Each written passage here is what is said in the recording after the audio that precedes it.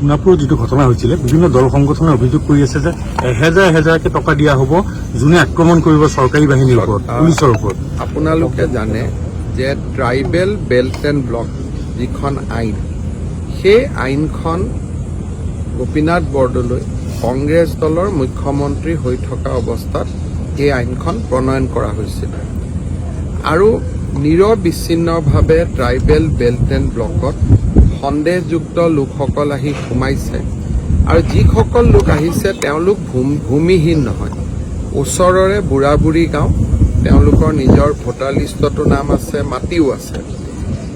তেওঁলোকে কৰে কি যে এনেকে তেওঁলোক লাহে লাহে ডিমৰীয়াত সোমাই আছে আৰু ডিমৰীয়াত আহি আহি প্ৰায় 4,000 ভোট 5,000 ভোট তেওঁলোকে সৃষ্টি কৰি লৈছিলে। 2 বছৰ 3 বছৰ 4 বছৰ পিছত সেইটো এটা 20-25 হাজাৰৰ এটা ব্লক হৈ যায়।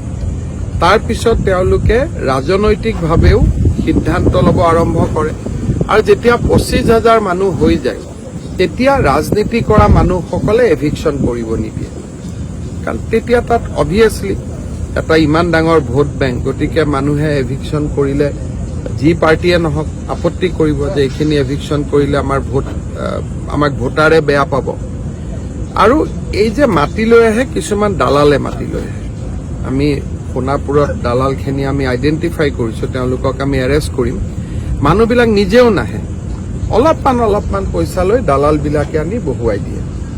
আৰু এই যিটো ট্ৰাইবেল বেল্ট এণ্ড ব্লক, এইটো গুৱাহাটীৰ নিচেই ওচৰত, গতিকে এই বেল্ট এণ্ড ব্লকটোত যদি এইটো অৱস্থা হৈছে, বাকী বেল্ট এণ্ড ব্লকত কেনেকুৱা অৱস্থা আমি নিজেই বুজি পাব পাৰোঁ। চৰকাৰে প্ৰচেষ্টা লৈ আছে আৰু যোৱাকালি গোটেই নিশা আমি একশ্যন লৈছোঁ।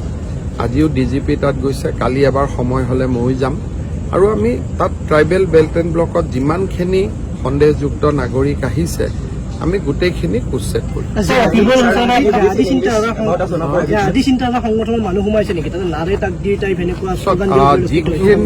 যিখিনি শ্লোগান কালি তাত দিছিলে সেই একেখিনি শ্লোগান আপোনালোকে বাংলাদেশত যিটো ঘটনা হৈছিল, বাংলাদেশত যিবিলাক শ্লোগান ইউজ কৰিছিল, ছেম শ্লোগান যোৱাকালি সোণাপুৰত ইউজ কৰিছে। ৰেলগাড়ীও ৰখাই দিছে, আপ এণ্ড ডাউন কৰিব দিয়া নাই, ৰেলগাড়ী ৰখিছে। আৰু আপোনালোকে দেখিছে যে সৰু বাচ্ছাৰ পৰা বয়সস্থলৈকে চবৰ হাততে লাঠি দা, চবৰ হাততে আছিল।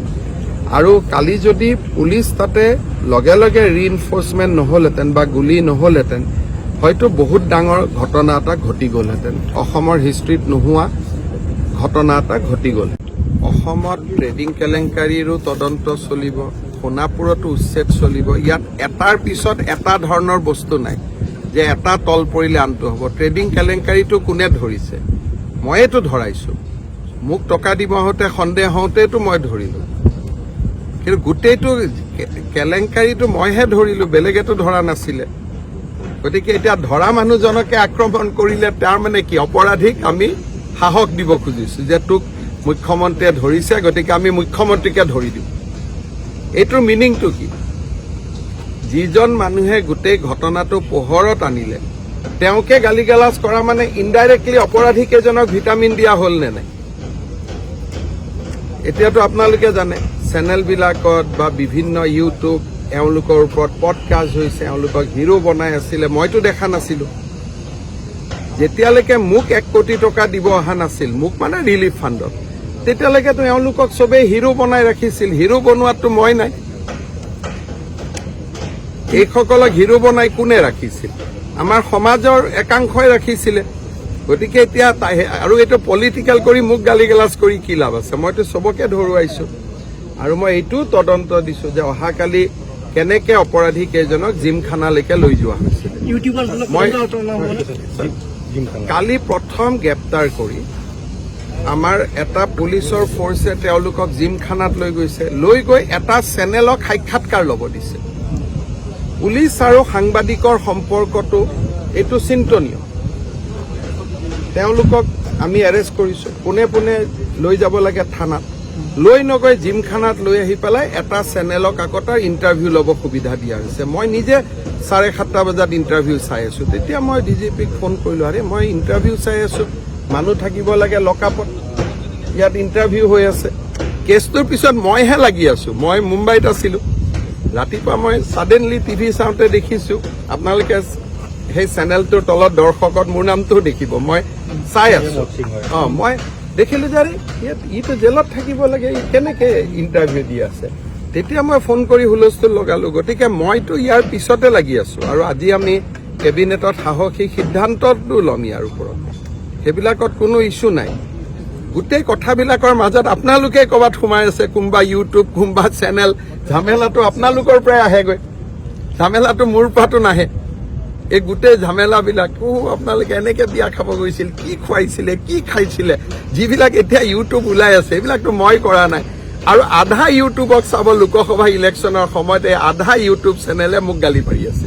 ব্যৱস্থা কি ল'ব এতিয়া? আপোনালোকে কিবা দেখুৱালে আপোনালোকক মই কি ব্যৱস্থা ল'ব পাৰো? দেশততো মই যদি আপোনালোকক এৰেষ্টো কৰো, হাইকোৰ্টে বেল দি দিব, ক'ব যে সংবাদ মহলৰ ওপৰত কিয় আক্ৰমণ চলাইছে। এতিয়া সাংবাদিকৰ ওপৰত ব্যৱস্থা সাংবাদিকে নিজে ল'ব লাগিব। চৰকাৰেতো আৰু সাংবাদিক ইউটিউবাৰৰ ওপৰত চৰকাৰে ব্যৱস্থা ল'ব নোৱাৰে।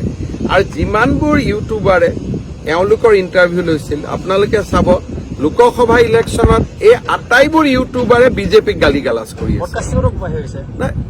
এইবিলাক ইউটিউব পডকাষ্ট আৰু এইবিলাক তাৰে ভাগ ভাগ, আৰু য'ত বাজিছে বাজিছে। আৰু জানিব বিচাৰিছে চুমিক আচলতে ক'ত ধৰা হৈছিলে, পুলিচে কোৱা নাই। মই ডিব্ৰুগড়ত ধৰিছে, ডিব্ৰুগড়ত আমি ভায়েকক মুজাফৰপুৰত ধৰিছে, এই দুজনক ডিব্ৰুগড়ত ধৰিছে। মইতো কলো যে মই বেয়া পাইছো বুলি। সেইটো ৰাজ আতিথ্য দিয়া নাই, এটা চেনেলক সহায় কৰিবৰ কাৰণে লৈ গৈছিল। সেইটো আৰক্ষীক দোষ দি লাভ নাই, আৰক্ষীক চেনেলটোৱে ইণ্টাৰফেয়াৰ কৰি দিলে। কাৰণ সেই চেনেলটোৱে কিবা কাৰণত আৰক্ষীজনক ইনফ্লুৱেঞ্চ কৰিলে। গতিকে ঘটনাটোৰ পিছফালে চেনেল আৰু সাংবাদিকহে আছে। এতিয়া ওলাব, ক'ত যাব?